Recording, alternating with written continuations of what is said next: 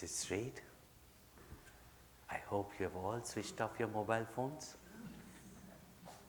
Alarms also.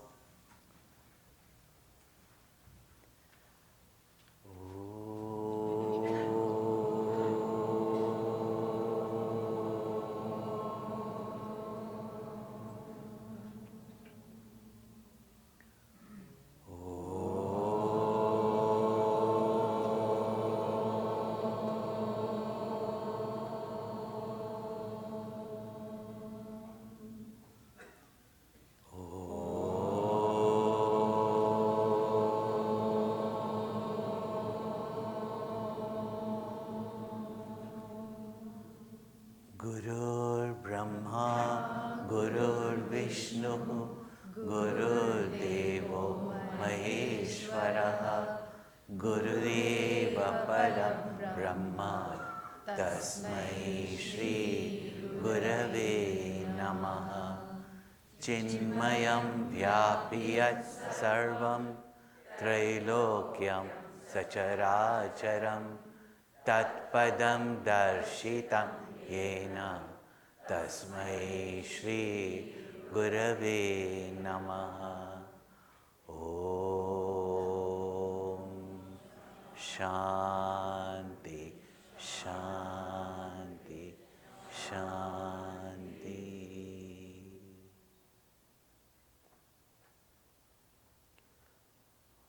Om Trayambakam Yajamahe Sugandhim Pushtivardhanam Urvarukamiva Bandhanan Mrityor Mukshi Mamrutat. Om Trayambakam Yajamahe Sugandhim Pushtivardhanam Urvarukamiva Bandhanan Mrityor Mukshi Amritat. Om Trayambakam Yajamahe Sugandhim Pushtivardhanam Urvarukamiva Bandhanan Mrityor Mukshi Amritat. Om Trayambakam Yajamahe Sugandhim Pushtivardhanam Urvarukamiva Bandhanan Mrityor Mukshi Amritat.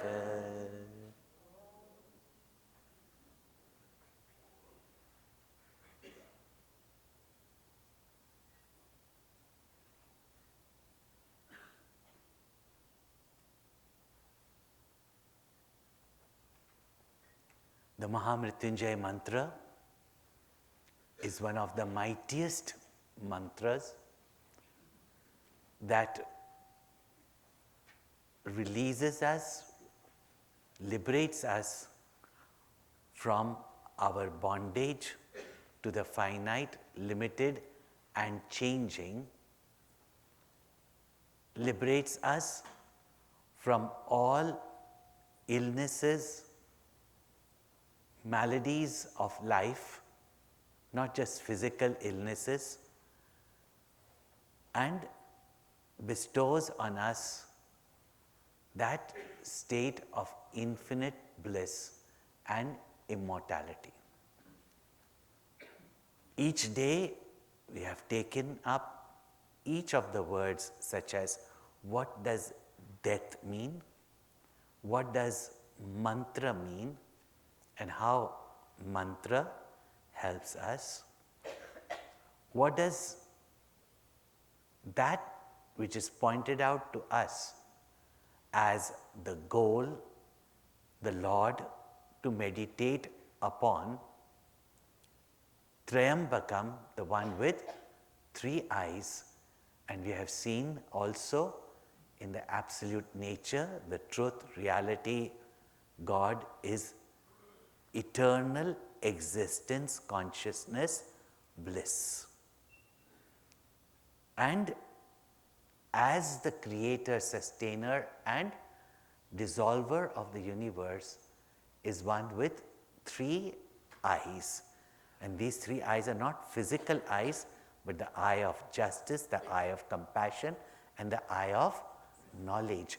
And we have also elaborated that when we contemplate, reflect, meditate on the three eyes of the Lord, how the right attitude in our mind takes place.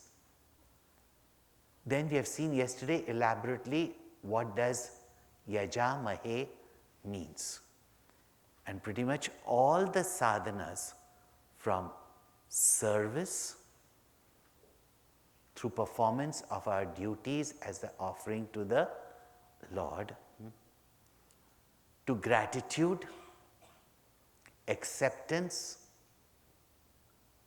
and what is the spirit of worship, and most important of all is remembrance, and how japa, constant repetition of an idea, constant remembrance of the truth, constant remembrance of the Lord, and its consequent gratitude, that constant reminder of the knowledge we have gained from the Guru, no? That is which leads us to the truth. It is our forgetfulness that takes us away from the truth, reality, our beloved, or the Lord, the truth, our own higher self. So that also we have seen, and of all the practices, japa, constant repetition of the mantra. We have seen also, even if we just do it properly chanting, the vibration itself has got its own effect on the environment as well as our mind to prepare us for understanding what the mantra is indicating and what the mantra chanting develops within ourselves. So do not underestimate the power of these mantras. Now, the following words of the mantra, when you've heard each word of the mantra, understood it, and that's the depth of these words that I used. People have just got concepts of what God is, some being up there either with a beard or with some fancy crown ready to dart you with punishment. And how can a being sitting somewhere know everything? Well, with CCTV, your security guards knows everything. Yeah. But if you take that concept of God, it is only very limited. For childlike mind, I say childlike mind, and even in spirituality, many are just beginners. Even if you may have studied the scriptures, really speaking, your spiritual growth is in the beginning stages. So therefore, our mind, which is limited, can, even if the whole knowledge is given by the Guru or the scriptures, we pick up only as much as the mental capacity is concerned. So when he said mananat trayate iti mantra, the mantra itself expands the vibrations of your mind. At the moment, our mind is vibrating with very gross frequencies. These languages we will understand. Even scientifically, when we say scientific, material scientifically, these have been measured also. They call it alpha wave, beta wave, delta wave. We understand today only in waves, because our lives are also in waves only, Yeah. So even that way it has been explained. As genes it has been explained, It is just that we must have the consistency of effort and application. That is what is called as Shraddha, not some belief. The consistency of application, conviction in our goal and our practice, our means, is what is called as Shraddha. Now the next word is Sugandhim. It's the adjective of Trayambakam only. So I meditate upon the one with 3 eyes, who wields the 3 mothers, the 3 powers, that is the capacity to know, the motivation and drive to achieve, as well as the strength to achieve whatever we want, how much more in the field of spiritual growth. All this is there in that word Trayambakam. Sugandhim and Pushti Vardhanam are 2 adjectives to Trayambakam. Now Sugandhim, Gandha means smell. And you know, everybody has got, that's how even animals, penguins, you must have seen that documentary, no? There are millions of penguins there. Yeah. How that mother, when comes back after going miles, can find out her child. Each one has got a certain vibration, each one has got a certain sound, each one has got a certain fragrance. Sugandhim means one who is, Su means Sushta, like Sumana, Duryodhana, you will understand, no? So Sushtu means pleasant, nice, good. In short, we'll put in English, fragrant. Very fragrant. Now the meaning, fragrant personality means, simple understanding means one whose fragrance is spread everywhere. Who is a fragrant means one who is the Lord of all virtues. No? See, a good person, whom would you say? No? One with all virtues. This is a very simple understanding, Sugandhim. But in the Upanishads, these words have been explained, and therefore our understanding of Sanskrit language is also so limited. No? Now, how do they come to that meaning? I am showing you the process of contemplation. Now, it is very interesting that our memory is not so much dependent on what or who do we see or what do we hear. These are the 2 faculties that we use to remember, isn't it? But why do dogs have better memories? Animals have certain memories. And even you,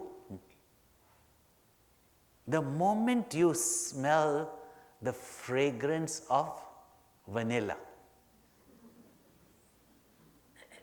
see what it creates in your mind. Why it creates that good feeling nowadays in all aromatherapy, and nowadays in all teas also, they'll put vanilla, so that, it gives you that, and you do not know why you get so compulsive in shopping malls.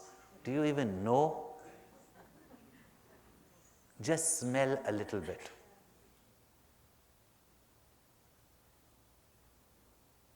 In all these malls, the amount that they spent on showering some fragrances that will make you compulsively buy. Now, I shouldn't be telling these secrets, but yeah.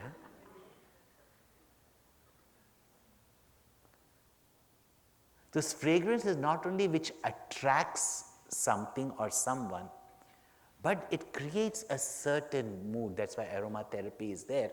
It creates a certain mood in your mind by bringing back pleasant memories. Why on your weddings they put all these mogras? And afterwards, for life, if a wife wants her husband, loving her, they used to wear mogra, because that first night is of love. After that is of war. But still to remind that once you did love. No? This is not like that only these things used to go on. No? So vanilla, immediately you remember your birthday, how everybody made you special, the cake, the fragrance of it. So really speaking, your memory is linked with your sense of smell, which takes you immediately to that experience, that pleasant experience. And even now it can make you feel good and remind you of something. So that's why fragrances are also used. So really speaking, the meaning of the word Sugandhim is one whose yasha, whose glory, one who is remembered everywhere at all times. Remembered everywhere at all times is one who is Sugandhim. So when we said meditate, oh, I have not seen God, who is God, I don't believe in God, all these things that you hear.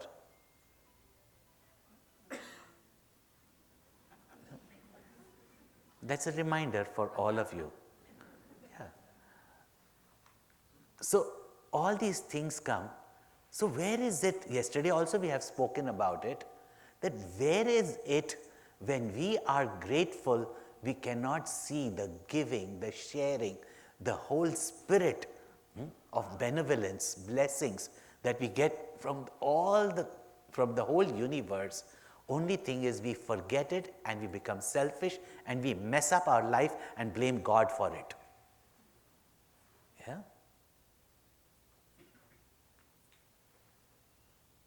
But if only we were to remember that even in the worst moments of our life, how help came. And if you look around, where can you not see that glory, that benevolence, that giving, that sharing, that love from your parents to your teachers to a stranger who comes for help, in the smile of a child, in the innocence of a cow? Where can you not see His glory spread? We have become so claustrophobic, and so has become the mind of people. Today we don't even look at the sun, the moon, etc.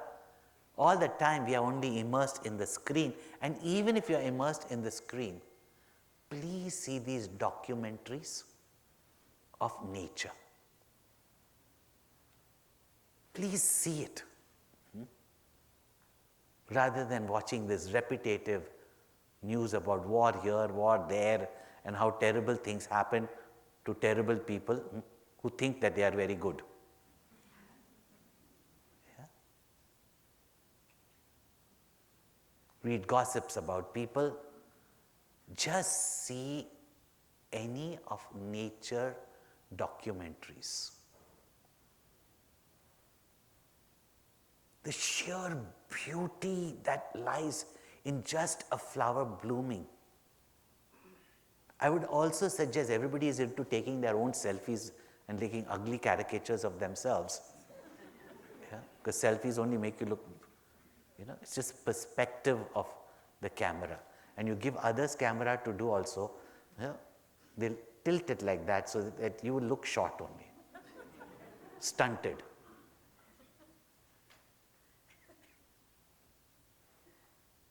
If really you want to use your camera, use it to take nature's pictures and revisit it. How can you not see the glory of that mighty power, that mighty intelligence, that mighty beauty, Shantam, Shivam, Sundaram, in the whole of nature? People say, oh, but terrible things happen like the tsunami, and you all make movies and go and spend money to see the movie, right, of tsunami? And if somebody did take, tsunami means a tidal wave, and if somebody did take a picture of that tidal wave, it will go viral and you'll make a lot of money of it. as long as you didn't drown in it. So sorrow is your I and my. Everything is so beautiful. When the fetus changes, dies, a baby is born. How each stage you see that baby dying for a new aspect of that child growing. Isn't it? Till they become teenagers. And that's when you think that God has forsaken you. Yeah. And no sooner they become 21, see how they flourish again. Yeah. And then every aspect of their growth is fascinating. Even death is fascinating. Even creation and destruction is fascinating. No? Why are so many people doing research, in the creation and the destruction of the universe? Latest, I think, documentary is there. I have not seen it. Yeah, on that scientist who describes the atom, the explosion of the atom. Makes you imagine that in whose creation one atom has got such power. Yeah? You who are made up with so many atoms, what is the power that lies in you? But when our thinking is so small, we do not see that one whose glory, whose vibhuti, whose fragrance is present everywhere. And where is it that you cannot see? That might, that power, that beauty of the Lord. In Japan, there is a science or an art form which is called as wabi-sabi.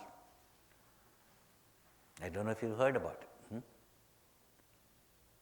Where people just take photographs of something which is so mundane, maybe a twig fallen or something. And when you see it, even that has got its beauty. In our youth camps, I have one session, and please do it. Send out the youth to pick up something which is completely useless and bring it to class. And we have got twigs, we've got bottled water caps or some metal piece, and they bring all these things and they leave it there, and they will nicely bring it and they'll dump it on the stage where I'm sitting, and somebody will then come, why put all this garbage in front of Swamiji? And then afterwards I give them one activity. Now,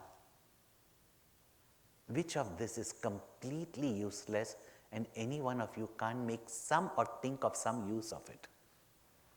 In fact, nothing is useless.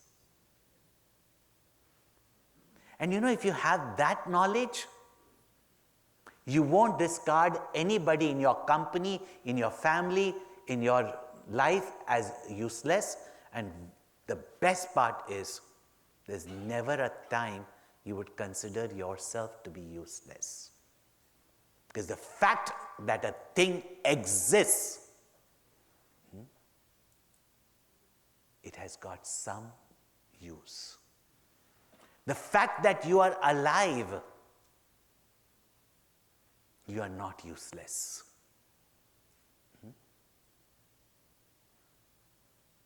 If you start seeing that, life pulsating in you, which is full of such potential, that as long as you are alive, at least in this body, your existence is useful to the universe.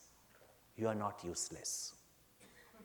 And if you can discover that, then you can see divinity even in yourself and divinity in everything and everyone. Everybody hears about Sydney fires, right? Australia fires, because gum trees mostly, forest fires. We talk about it, but forest fire in nature is to rejuvenate the whole forest. So even if you see destruction, in destruction there is new creation. Now maybe you don't come to Australia, even though I invite you when I go there next. Yeah. See it in the documentaries. That where is not His glory seen? And even what you see, you are seeing that truth and truth alone. That God and God alone. And therefore the word sugandhim, fragrant, not only one whose glory is seen everywhere. Not only whose glory is seen everywhere, but just as you light an incense,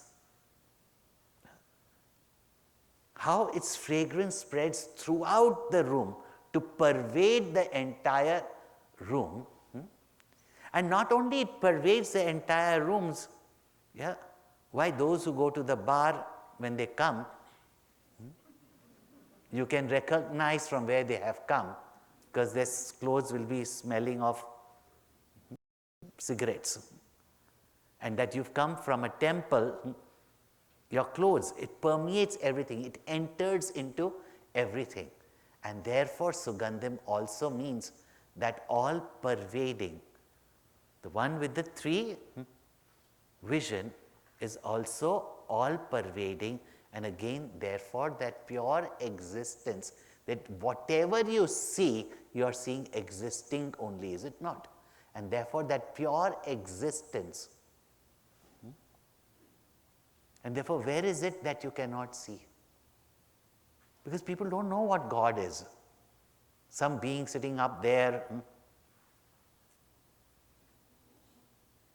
That all pervading existence, and denying that existence is denying your existence. So even if you see different forms, or if you go to a jewelry shop and then you see all this ring, bangles, chains, not in one of those European shops where there are just 5, 6 designs, and an empty hall. Go to any Indian jewelry, which most of you know. Yeah? Delight for the woman, horror for the man.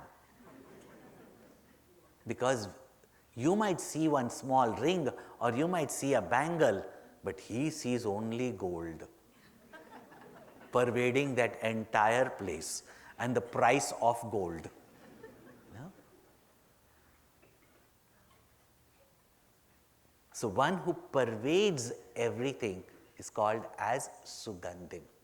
One who is actually visible everywhere.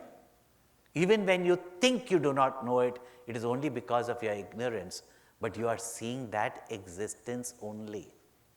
What is this?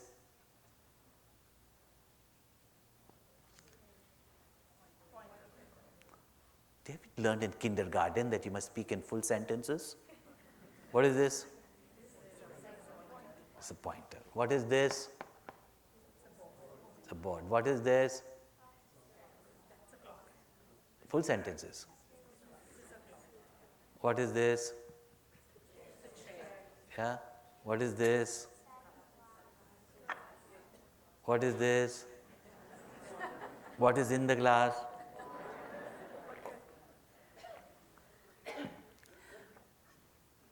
You saw different things, isn't it? But in all the different things, did you see that one common thing? Is. That existence, because of which everything is existing, is all pervading and seen everywhere. So not only the might and the glory, but one who is seen everywhere, whose yasha, who's so famous, and those who are famous are remembered everywhere. See how that word Sugandhim in the Upanishads has been used. Then there is even something more. Oh, it's still something more. That's why when Arjuna says to Krishna, okay, you said that everything has come from you, the existence, conscious. Krishna didn't say, I am Devaki's son, flute player. Yeah? But from that existence, consciousness, has everything come, and you are that, then where can I meditate on you? And Krishna says, where is it that you cannot meditate on me? However, if you can't see me in everything amongst the mountains, that which creates that awe in you, I am the Himalayas. Amongst the warriors, I am Ram. Amongst the Pandavas, I am Arjuna. Buddhu, I am you. Yeah. Amongst the river, I am the Ganga. Amongst the reservoir of water, I am the awesome ocean. Whenever your mind just sits in wonder, there is where you experience the beauty, the magnitude, and the presence of that all-pervading consciousness, even within yourself. Yeah? Sugandhim. It's a beautiful doha by Sant Kabir. लाली मेरे लाल की जित देखूं तित लाल, लाली देखन मैं गई, मैं भी हो गई लाल. This is just one of the dohas that we will be taking in the Kabir camp. Come. Come and revel in the works of saints and sages. Where? Chinmaya Vibhuti. Where is that? Between Bombay and Pune. When is that? 26th December to 1st January. Christmas, New Year. Yeah, it's supposed to be a holy week. Yeah, don't spend it in being spirit. Be spiritual. लाली मेरे लाल की जित देखूं तित लाल, लाली देखन मैं गई, मैं भी हो गई लाल. Even in Star Trek, they know the meaning of lal. Yeah. And you are very, anglicized Indians. Even data says lal in Sanskrit means beloved. Yeah. Lali mere lal ki jit dekhun tit lal. Lal means red color also. Red is the color of love, no? Whenever you make a heart, what do you make? Red, isn't it? So, lali mere lal ki, the glory of my beloved. Your beloved means the supreme lover of the universe. The glory of my beloved, the creation of my beloved. Wherever I see my beloved only. Yeah? Something like grandmothers, They go shopping also, they see only their children fitting in that, लाली मेरे लाल की जित देखूं तित लाल, लाली देखन मैं गई, मैं भी हो गई लाल. I went to see his glory, I went to see his love. The result is I became one with him, or I became his glory. This is the meaning of the word Sugandhim. And last but least, it is all those virtues. And of all the virtues, and that too also particularly the embodiment of Lord Shiva is portrayed for, is forgiveness. When Gurudev used to teach us meditation, and as much as we would struggle in the early stages of meditation, I remember one meditation session, 5 o'clock in the morning, and he said, the only way to dissociate from the past is forgive.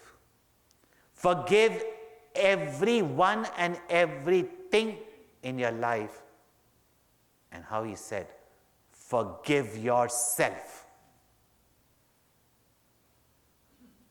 The moment you do it, there is nothing in your mind to worry about.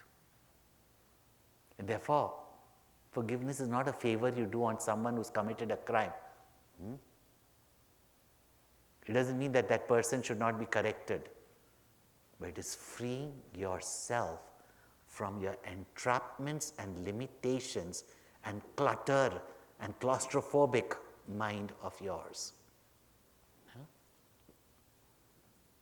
There's a beautiful story I heard.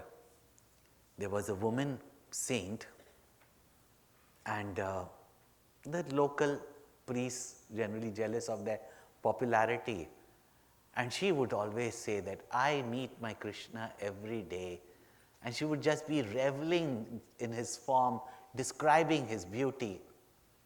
So he said that one day, let me trap her. So he said, there is some sin I have committed, which only me and God can know, nobody else knows. So if you meet Krishna every day, you say, every night, find out from him what that crime is, then I will believe in you. He said, now I'll trap her, because nobody can tell. And even if she tells, I'll tell the public it's lie. And then, expose her fraud.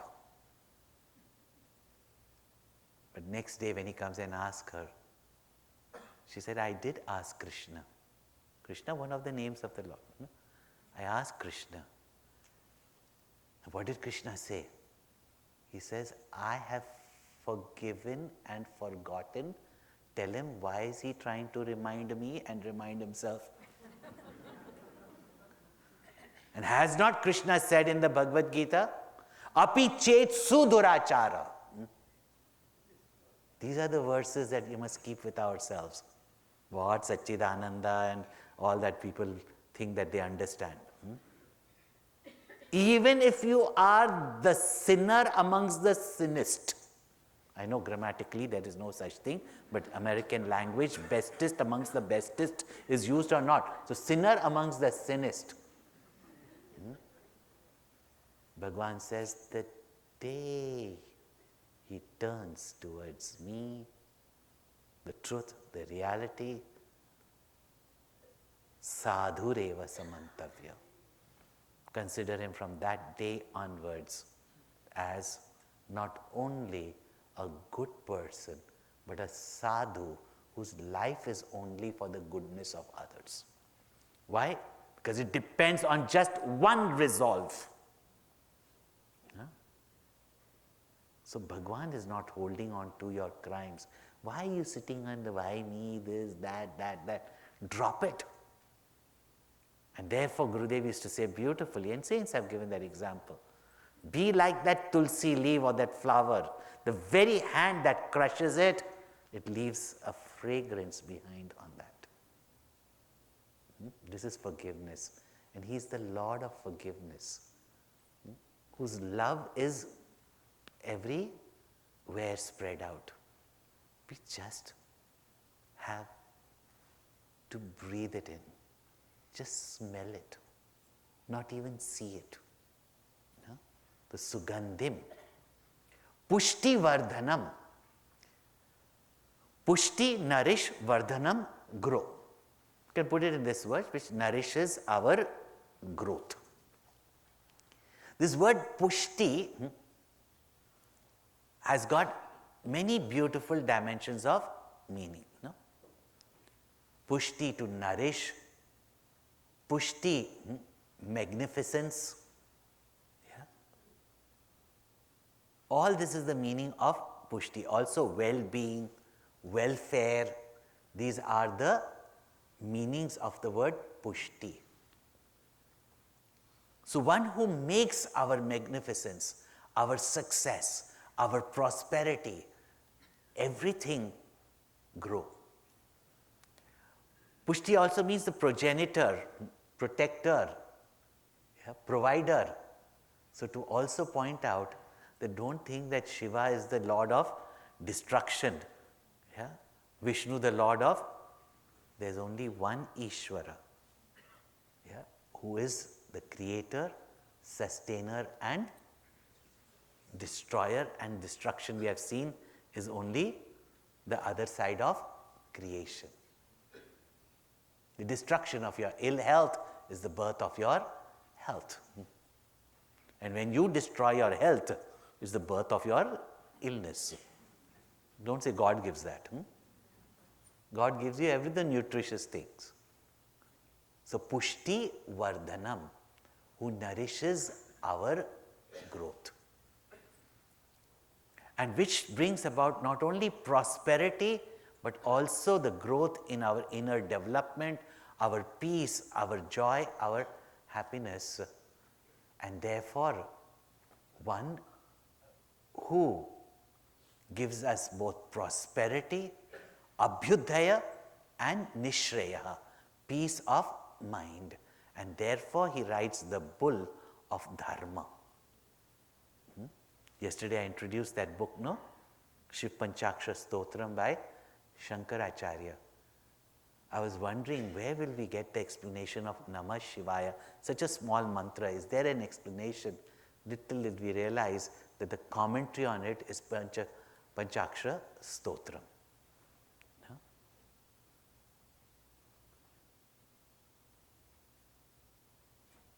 And when you see Pushti Vardhanam, no? He alone is the creator, he alone is the sustainer, he alone is the destroyer, destroyers of all our sorrows and our ignorance also. So it's not like there are different gods. It is so many infinite aspects of that one eternal creator, sustainer and dissolver of the universe. And who is the provider or an example of dharma, of virtues, by which there is prosperity for everyone in this world and harmony and peace in this world when we live a life of dharma. And therefore, Guruji has recently brought out a very new composition. In fact, the day I was going to the Jagdishwara temple to speak on this aspect of Shivji riding the bull of Rishabdvajaya, Guruji said, I've just now composed this. And as he was walking up to the foothill of the hill on the temple, he says, Dharma ka mool hai Shiv. The very essence of dharma is Shiv. And what is the essence of dharma? There is only one eternal truth. Tujme Ram, Mujme Ram, Sab mein Ram samaya, Sabse kar lo pyar jagat mein koi nahi paraya. The essence of dharma is this knowledge of oneness. And in this knowledge of oneness there is love. And love is the mother of all virtues, beauty and fragrance in life. And therefore, Pushti Vardhanam means one who is the embodiment of love. See, you can go to any restaurant and eat as much as you want. Yeah? You'll feel full, you'll feel bloated, but do you feel nourished? Yeah? But when grandmother just gives you khichdi and dal, tair sadam, crushed in her hand, yeah? You don't look at it, unhygienic. Just eat it and then you know. What nourishes us is love. That's why when sage Vashishta gave the name Bharat, he says one who will nourish the entire universe is Bharat. Now we don't see Bharat going and giving food to the homeless, yeah? Donating food. Because it is love in everything that we do, whether our profession, family, food that we cook, or what we produce in society. It is the love that nourishes the world. Food can feed the world but not nourish the world. So therefore, who is an embodiment of love, who nourishes our growth, nourishes our progress. And therefore, what is it? When we feel nourished, we feel happy. So one who gives us happiness, who is of the nature of happiness, and therefore Ananda Swarupa. So even though Trayambakam reveals all, but Trayambakam reveals the consciousness that is present in all the three states. Chit, Sugandhim, that which is all pervading, truth, existence, and eternal, that which is all pervading is also time, space, quantum, is eternal. That eternal existence because of which all names and forms are existing. And Pushti Vardhanam means of the nature of Ananda or bliss. And all its connotation. What is the expression of love? Yeah? Not that, baby, you loved me, but I am hurt. Love knows only but to give happiness. And therefore, of the nature of love. The Pushti Vardhanam. To that Lord is an affirmation or a prayer that Urva Rukamiva Bandhanat. Mrityor Mukhya. Mukhya, liberate me, free me. From what? This bondage. And this bondage itself is death. Yeah? Free me. How? Just as a ripe cucumber or a pumpkin. Now, if you see cucumbers, zucchini, pumpkins, melons, they grow on creepers. And we human beings say, why do we need God? Because after all, we are intelligent. We are discovering what God made. But who made it? Do we think that it came out from a big bang? Yeah? What is the intelligence behind the universe?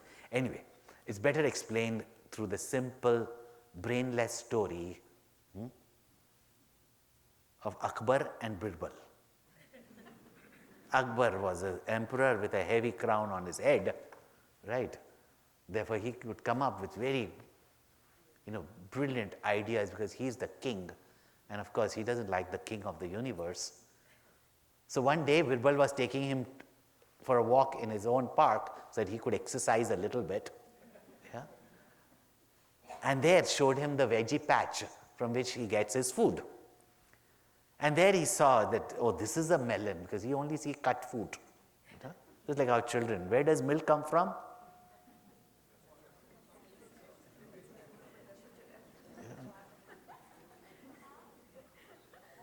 Yeah, Indian children know it's cow. Yeah, from the fridge. Yeah.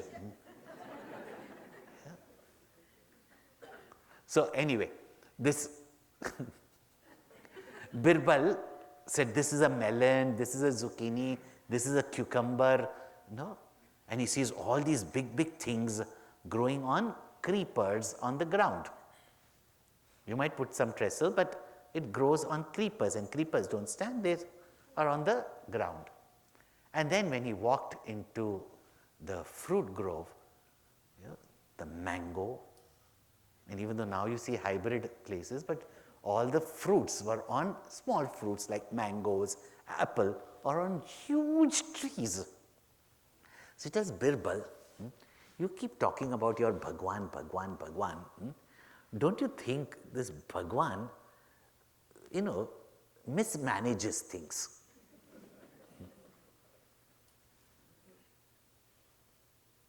Look at it. Such a big kharbuja, such a big melon on a creeper, and such a small fruit on the tall tree. Just when he said like this, by divine intelligence, an apple fell on his head. An apple falling on the head. Of course, in his case, he was in India, mango fell on his head.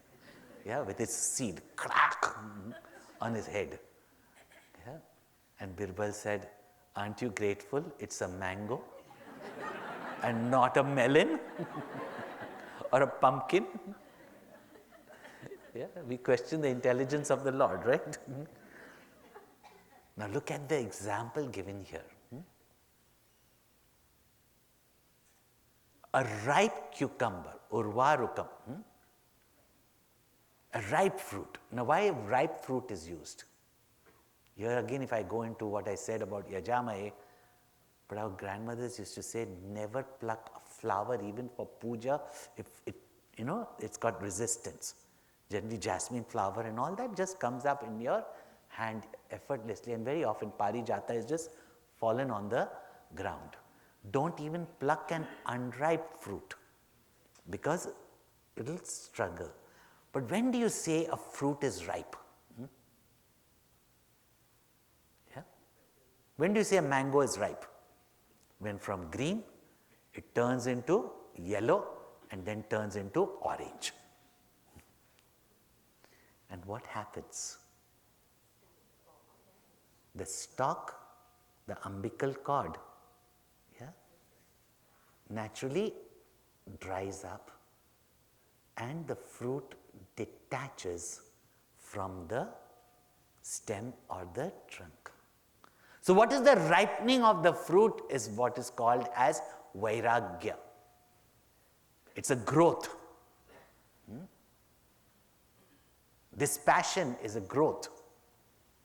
How long are we going to stay playing life after life with the same temporary toys of the world, thinking that it will give us permanent happiness? And then we say, I know what is Tattva Bodh, Vivek Vairagya. If the Vivek doesn't have any Vairagya, what Vivek is it? If I know there's poison in this glass and I still drink it, definition of Vivek Vairagya is not Vairagya. Vairagya is a growth. The strength that comes from detaching. From what? The temporary, finite pleasures of the world to seek that which is infinite. The Vivek, Vairagya. So that is called as growth, ripening. Now when the fruit ripens, in a tree what happens is that gravity pulls it down, and it comes and falls with a thud. It can also get bruised. That's why fruits which have fallen down are actually very sweet. But they are also bruised, which of course modern people like the looks, not the fruit. Another thing of ripening, this is another thing of ripening. When do you say that spiritually you have grown? External detachment to anybody can show that you become a sweet personality. Advaishta sarva bhutanam maitraha karuna evacha. This is the sign of a devotee. Becomes sweet, not obnoxious, not grumpy, not irritated, not complaining about everybody. My wife doesn't do this, my husband doesn't do this, my children don't do this. You become so sweet. Sweet is not that hypocrisy, Naturally, that where such a devotee goes, the sign of a Vairagi is that has got no likes or dislikes for anybody. So this is what is called as ripening. And just as a ripe cucumber from the creeper. Now see, creeper is like samsara, it's entangled. on you completely. And we are in this web of our life and web of our thoughts, web of our past, present, future anxieties, web of situations of life. But why this example? Why not like a mango? Why not like an apple? See, when a cucumber is ripe, what happens is the creeper dries off and leaves it. It is not a painful detachment. The creeper itself leaves it. So therefore, for us, even the word detachment is so painful, is it not? Even that word detachment, very painful. Sannyas, though, even more, Yeah. And if any one of your child says, January 15th, another Sandipini course is coming up, may I go and join it? Or somebody else's son, namaskar. Your own son and daughter want to go to join the Vedanta course. Yeah. You're happy to get them married to someone. After that, you will hardly see them. But we are so reluctant to get them married to the divine. See how? So, urvarukamiva bandhanat. Effortlessly, like a ripe melon, is freed from the entanglement of the creeper. In fact, the creeper only dries up and moves away from the cucumber. That effortlessly free me from change, free me from the sorrows and diseases, old age of this world, and even this physical death. Let it be that the body is just dropped effortlessly, like you drop your nightie to put on a new dress. But here it's talking about immortality. So, free me from all bondage of karma, from all change.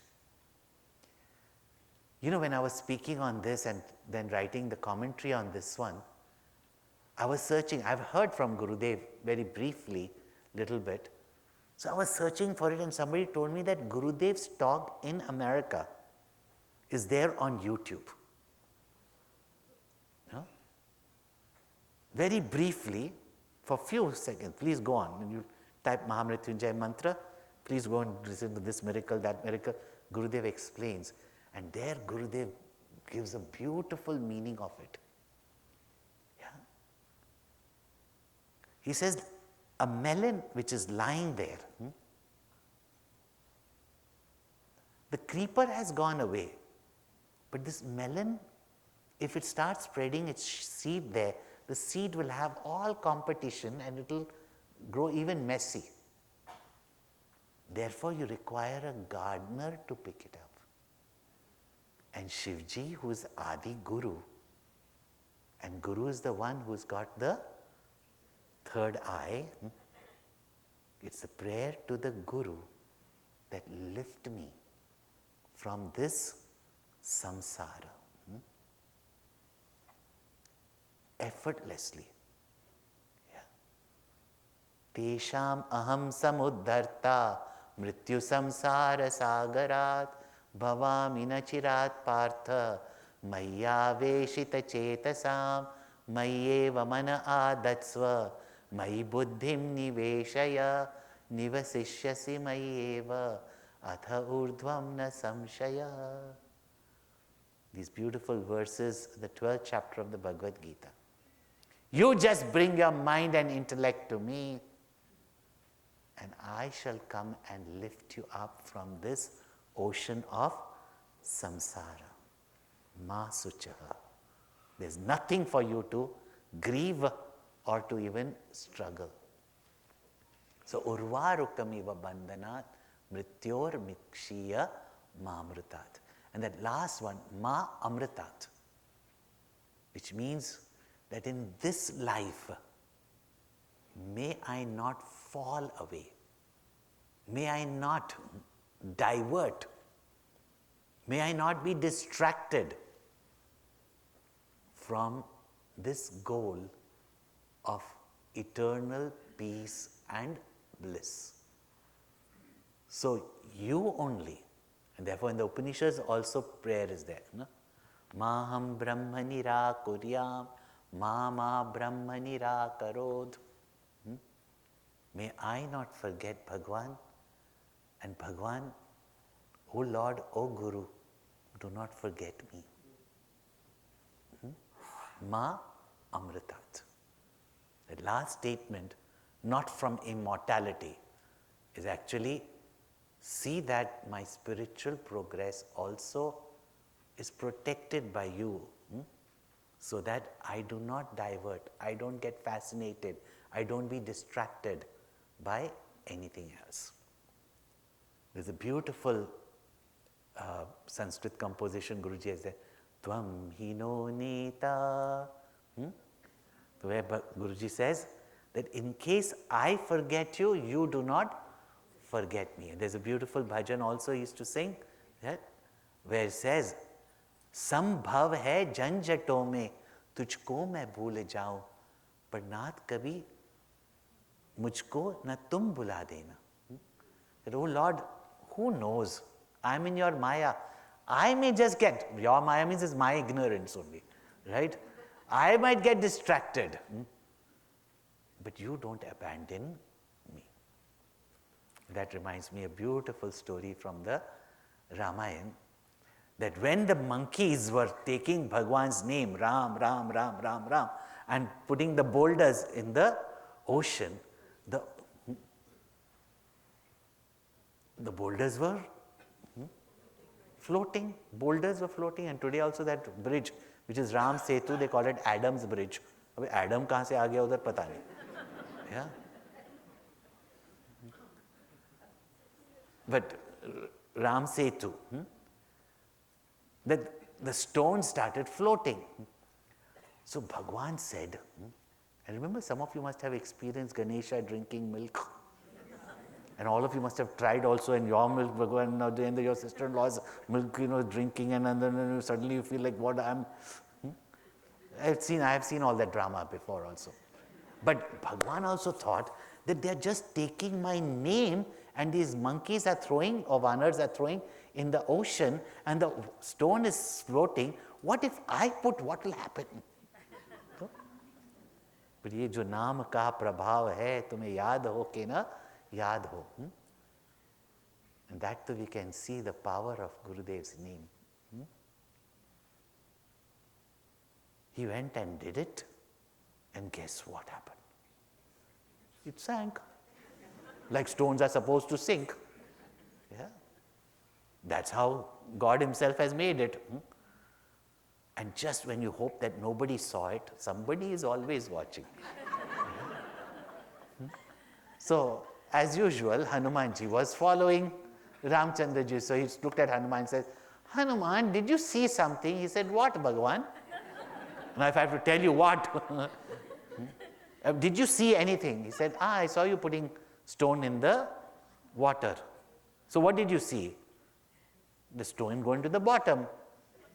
So he said, Hanuman, I don't understand this. Yeah? My name, these monkeys with faith are putting in the ocean and it is swimming or floating, and I put it in the water and it is drowning with my own blessing hand. Yeah? And Hanumanji's reply is so sweet. He said, Bhagwan, जो आपके हाथ से चरण कमल से गिर गया, कमल हस्त से गिर गया, तो वो क्या डूबेगा नहीं तो क्या तैरेगा? Yeah? One who falls from the grace of the Lord, will he float or will he drown? So even though I am ready to jump off this boat any time, yeah, but O captain of my ship, do not allow me to ever drown in this ocean of samsara. And before I die, urva rukamiva bandhanat Mrityor Mukhya Mamrutat. So this is a beautiful, beautiful mantra. I've explained to you from its nature of the reality to the Saguna Ishvara with all his virtues, whichever we can start meditating upon, and its implications to our mind, our life, and applications. All this is covered in this one mantra. Now, having heard it, its glory, medicine has been given. Whatever transformation takes place when it is administered here, it is there. But don't be like that big Sethji who collected medicine every day from the doctor and said no cure is happening, nothing is happening, no change is happening. So finally he asked him, was the medicine taken? So he said, yeah. He said, either then you would be cured or you would be dead with this much amount of medication. So he said, my wife is dying. So who's taking the medicine? His wife. You have to do it yourself. So start with chanting of this mantra daily. It is from our Gurudev only. And what greater initiation from him can be? That through us he has communicated this mantra. There is no greater initiation than that.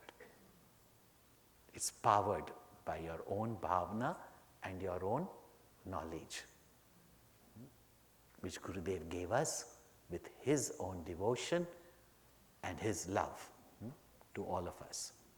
So do chant it regularly. Even if you are chanting some other mantras with the same emotion, meaning, you chant it. And then see the difference that happens.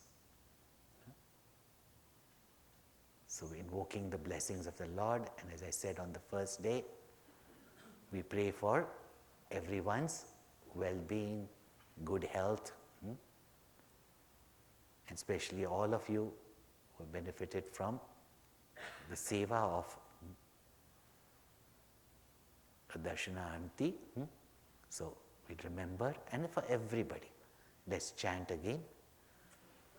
Om Trayambakam Yajamahe Sugandhim Pushti Vardhanam Urvarukamiva Bandhanat Mrityor Mukshi Mamrutat. Om Trayambakam Yajamahe Sugandhim Pushti Vardhanam Urvarukamiva Bandhanat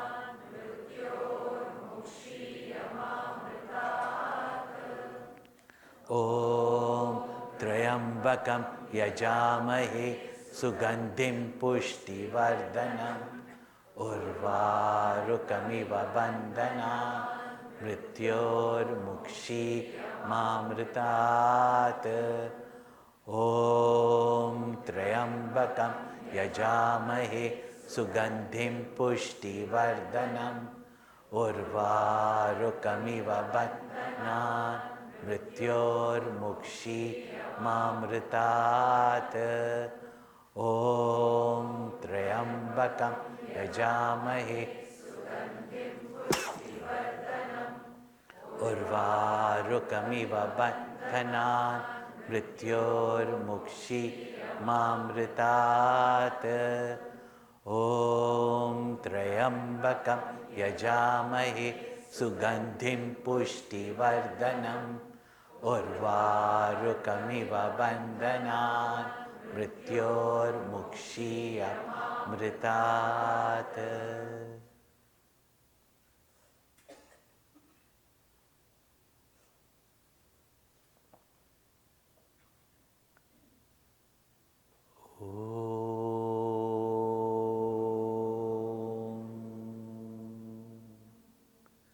Sarve bhavantu sukhinah, sarve santu ramaya, sarve bhadrani pashyantu, Ma kaschid dukkha bhag bhave asat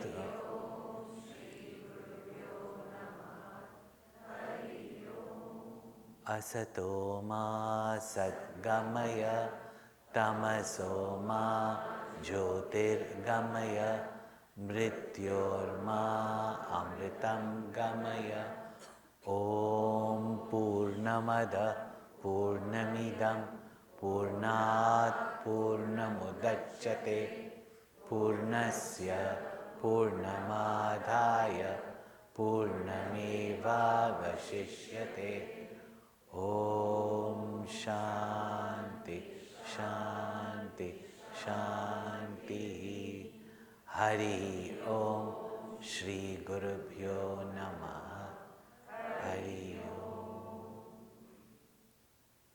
Our Gurudev, my gratitude to each and every one of you for being such an inspired audience that I could contemplate on this mantra much deeper and deeper with its various facets. To all the organizers that have made this possible, all the sevaks who work day in and out to make this possible for us. So wish you all the best in life, good health, prosperity, love, harmony, and in this life itself, gain this knowledge and be liberated. Now even when you just chant the mantra, those of you who have heard it fully, you don't have to sit and think about it. The meaning will itself come into your mind. And when you think with that meaning, it's already a strong affirmation. Those who have not heard it fully, please get the book.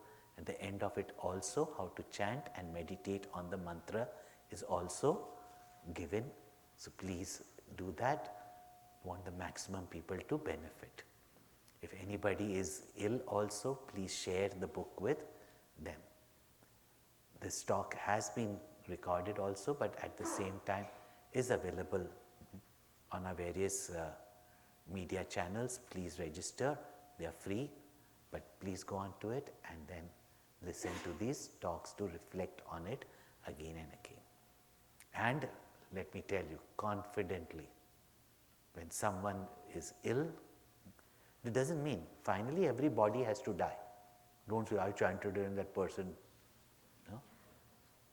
But we can definitely ease their suffering, and at the same time, those, when you say untimely death, is not young or old, but there are many times in our life where there's possibility of death. Finally, physical body to has to go. Those can be easily warded. But now you've seen that this mantra is much more than a miraculous mantra to save a person from dying, illness, accidents, etc., which also it is there, but it's a mokshadaya mantra. Keep that goal in mind and chant it. All others are all bonuses that you get. So, with all blessings of Triambakeshwar, as well as Amriteshwari Mata, great rishis as sage Vishwamitra, as well as sage Vashishta. May this mantra bless us all throughout our life and to eternity. Now we'll conclude if there's any concluding